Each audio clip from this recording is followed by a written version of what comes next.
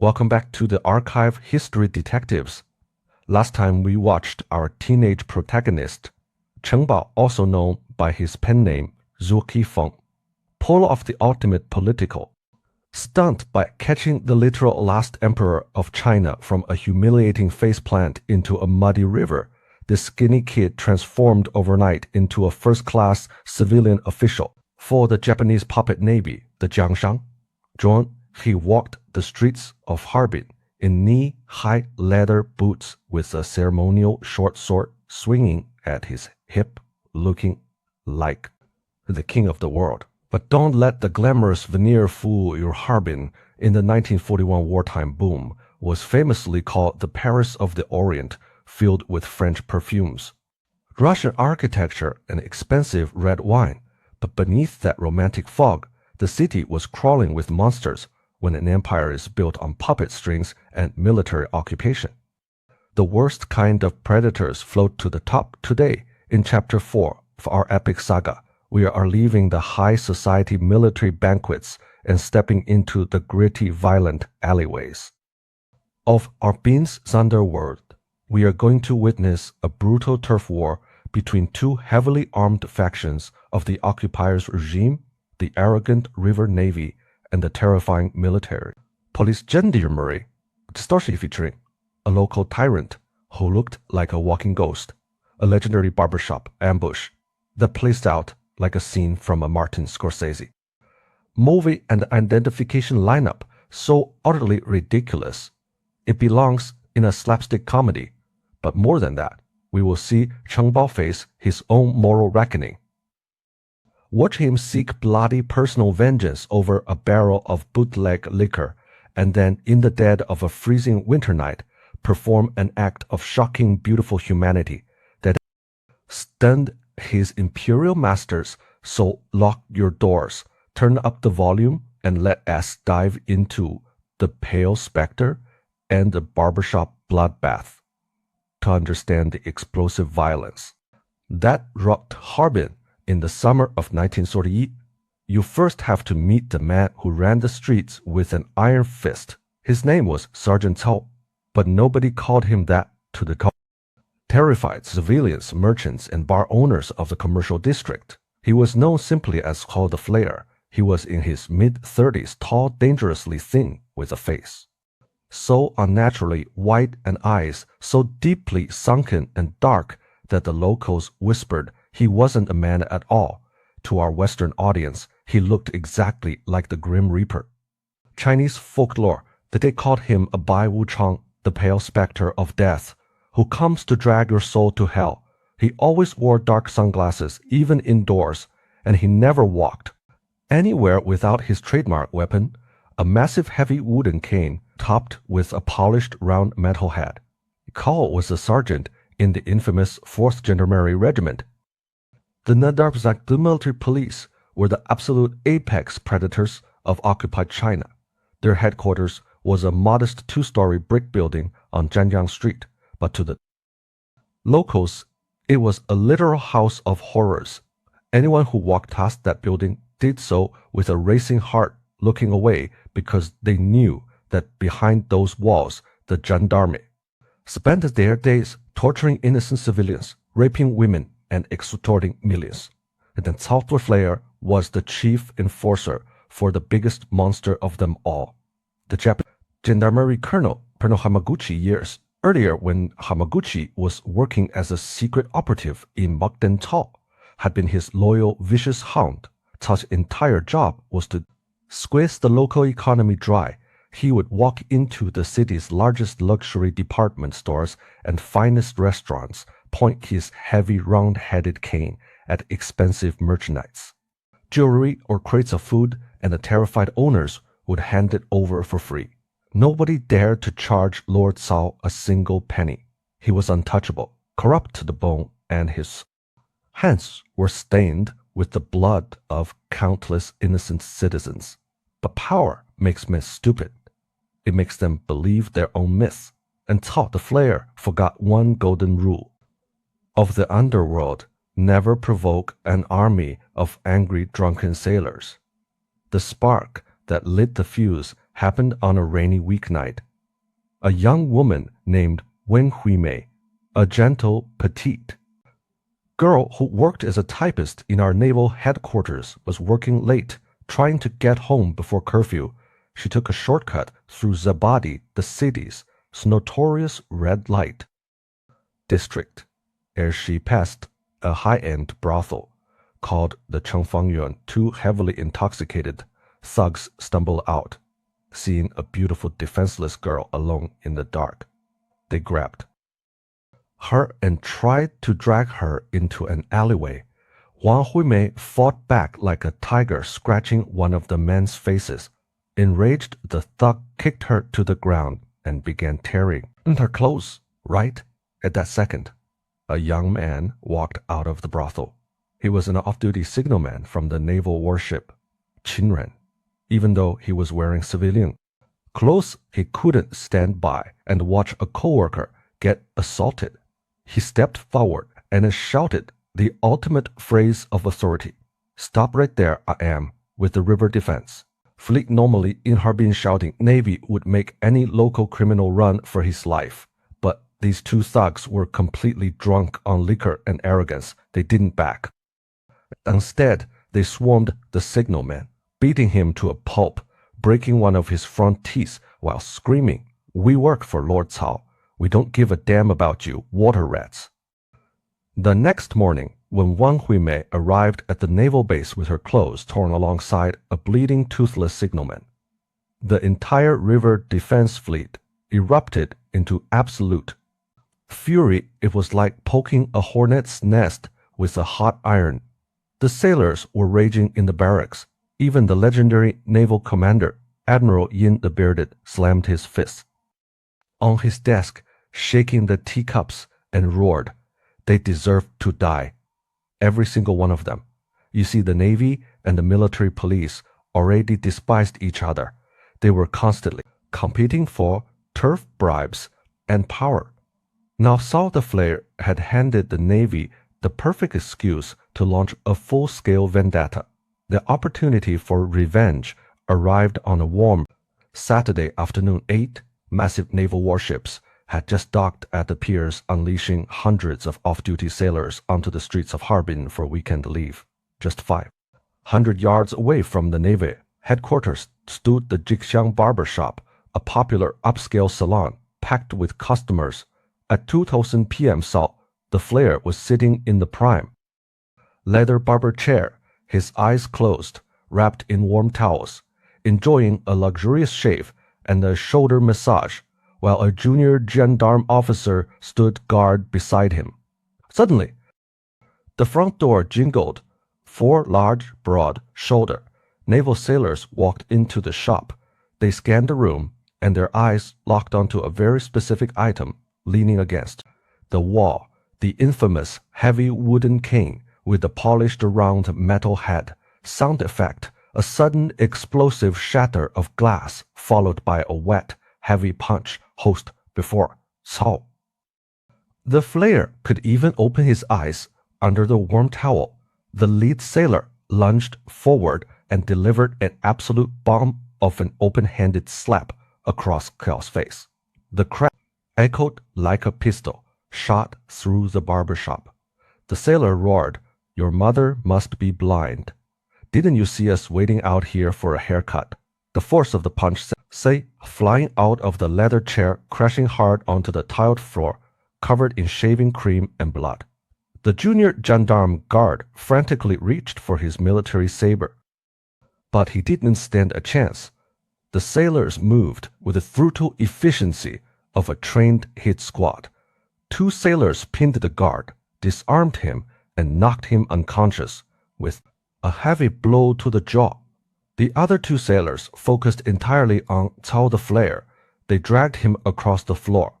One sailor unsheathed the gendarme's captured military saber and stabbed multiple times through the thighs and buttocks, opening deep spurting wounds.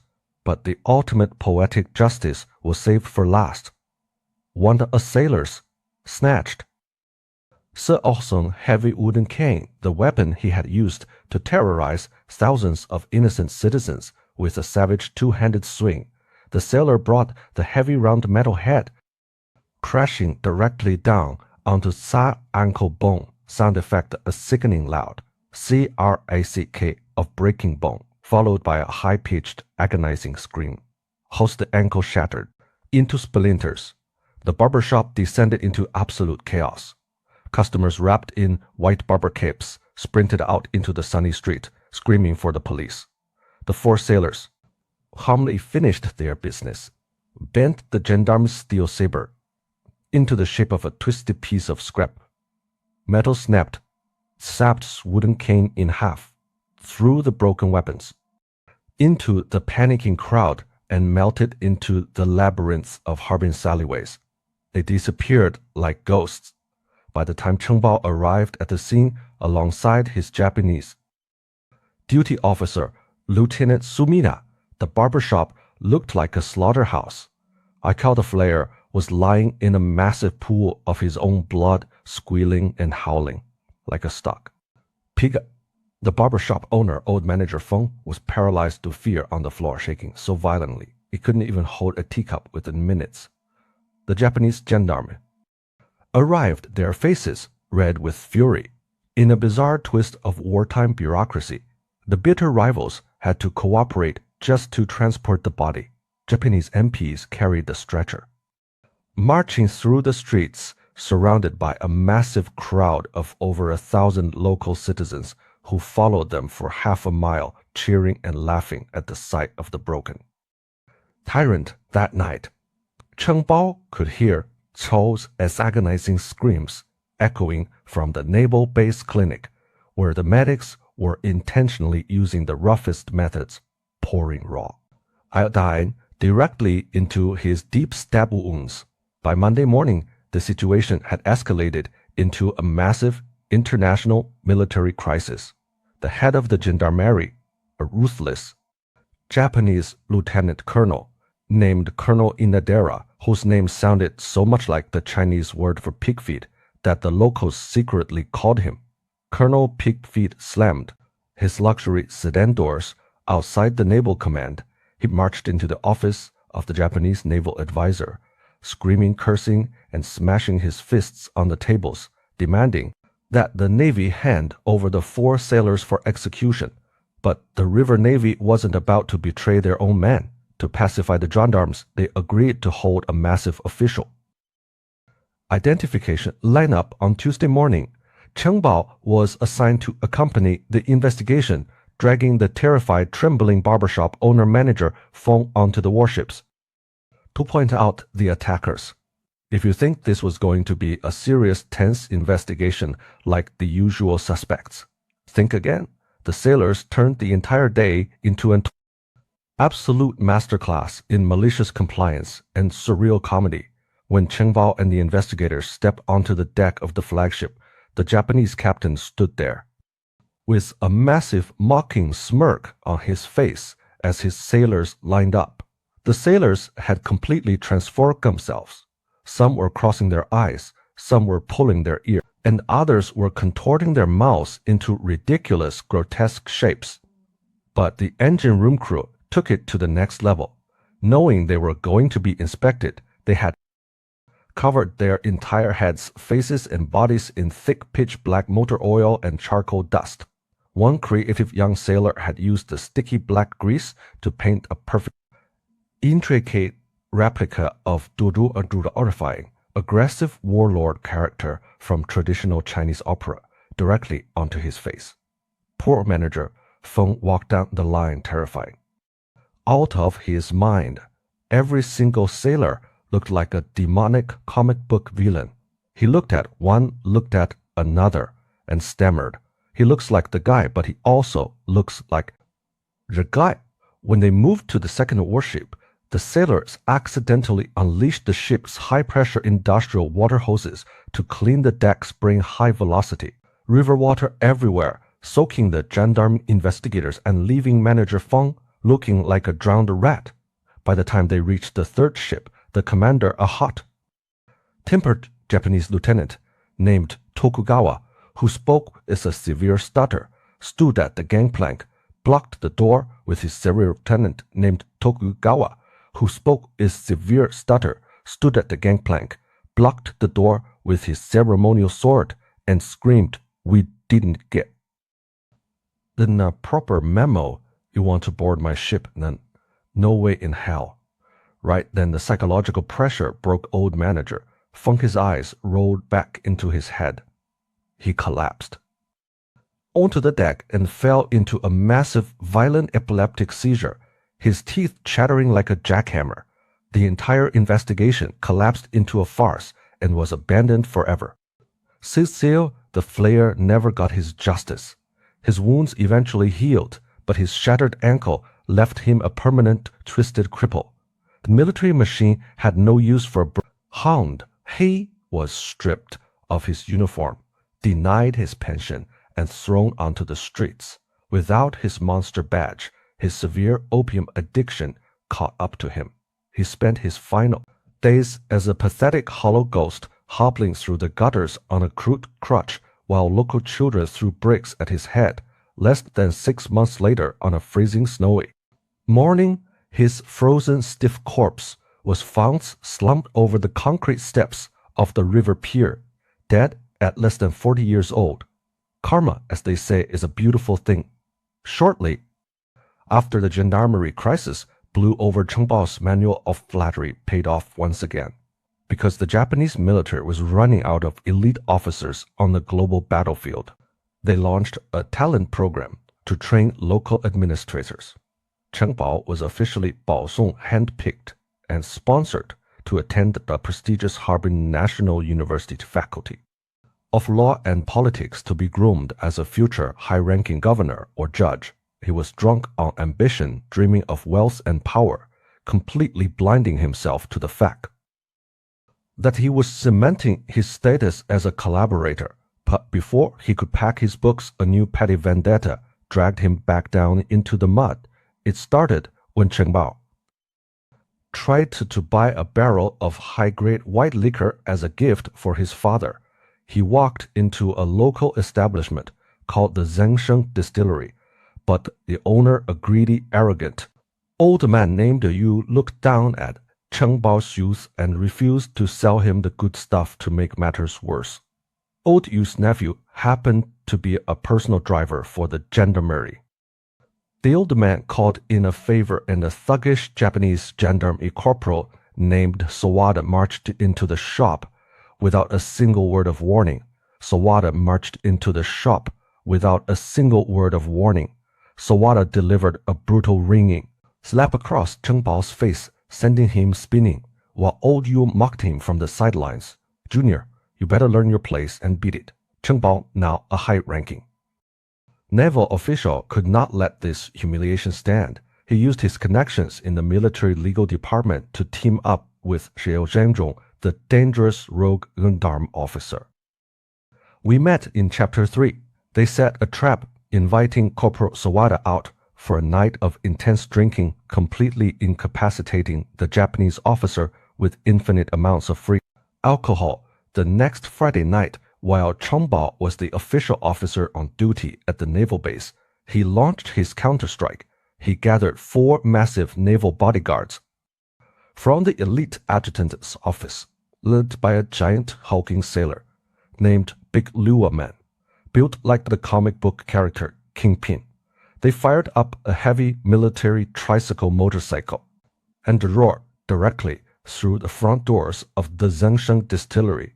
Big Lu immediately guarded the telephone line to prevent anyone from calling for help. Chengbao stepped into the dim light, grabbed the distillery's chief clerk by his collar, lifted him off his feet, and roared, "You old bastard! Do you remember me today? I am collecting." The debt for that slap sound effect, a heavy fleshy thud of a punch, followed by a wooden barrel. Rolling host Chengbao channeled all his rage into a massive left hook, smashing the clerk across the jaw and sending him crashing into the wooden floorboards. The arrogant owner, old Yu, instantly lost his mind with terror, dropping to his knees and bowed frantically like a broken toy. Chengbao casually threw a single 10-yuan bill onto the counter, grabbed a massive 30-pound wooden barrel of premium white liquor, and barked, "A final warning. Tell your gendarme nephew that if he wants a piece of me, I'll be waiting for him at naval headquarters." He rode back to his family home in triumph, presenting the bootleg alcohol to his delighted father. But if this chapter was just about violence and corruption, Cheng Bao would be nothing more than a common criminal. The true depth of his soul was revealed a few nights later on a midnight street. Buried under a raging Siberian blizzard, Cheng Bao was walking home after drinking with friends. His expensive tailored wool officer coat wrapped tight against the freezing wind. He ran into his neighbor, a poor elderly rickshaw driver named Yan.4, knowing the old man's family was starving and desperately needed the business. Cheng Bao climbed into the back of the open wooden carriage, but as they rolled down the dark snow-covered avenue, the rickshaw suddenly swerved. Old Yan.4 let out a ragged gasp and collapsed, face first, into the freezing snowdrift. He was burning up with a lethal sudden high fever. His lungs freezing from the brutal wind. For our American friends, visualize this image. Imagine a wealthy top-tier Wall Street executive dressed in a 5-sound designer suit walking out into a Category 5 New York blizzard, finding his Uber driver unconscious, and instead of walking away, the billionaire steps into the freezing cold, grabs the handles, and begins pulling the heavy yellow cab through the snowbanks with his own hands. That is exactly what Cheng Bao did. He dropped his pride, threw off his officer's dignity, grabbed the freezing wooden handles of the rickshaw, and began sprinting through the blinding midnight snowstorm, pulling the heavy carriage containing the dying, impoverished laborer. All the way to the city hospital, he stayed up until dawn, paying every single penny of the expensive medical fees out of his own pocket. When the hospital nurses initially accused him of beating the old man, he just smiled and cleared up the misunderstanding. The next morning, the story leaked to the Naval Command. His Japanese Supreme Advisor, Sato, burst into the office and mocked him in front of the entire staff. "Hey, Lieutenant, left my teeth are hurting today. Do you think you can pull your rickshaw and wheel me to the dentist?" The room erupted into roaring laughter, but Cheng Bao didn't care. He had saved a life, and for the first time in years, his conscience felt clean. That was the paradox of Harbin. In 1941, a world of extreme corruption, brutal barbershop massacres, and yet small, shining moments of beautiful human grace tucked away in the freezing snow, Cheng Bao managed to survive that bloody, treacherous era by using his brilliant manual of flattery while desperately clinging to the final fading embers of his human soul.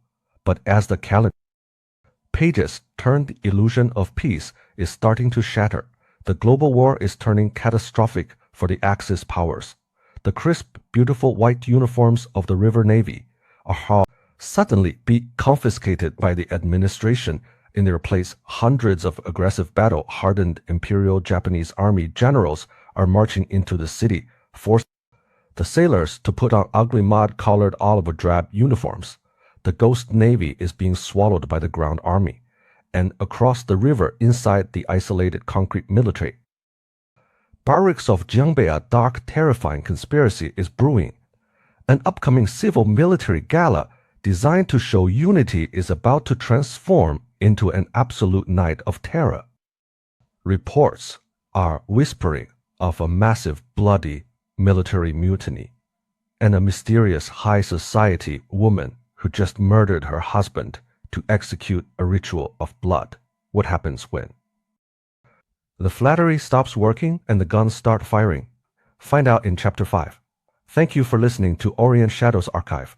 If you want to see how Cheng Bao survives the approaching military collapse of World War II, make sure to hit that like button, subscribe to our channel, and ring that notification bell.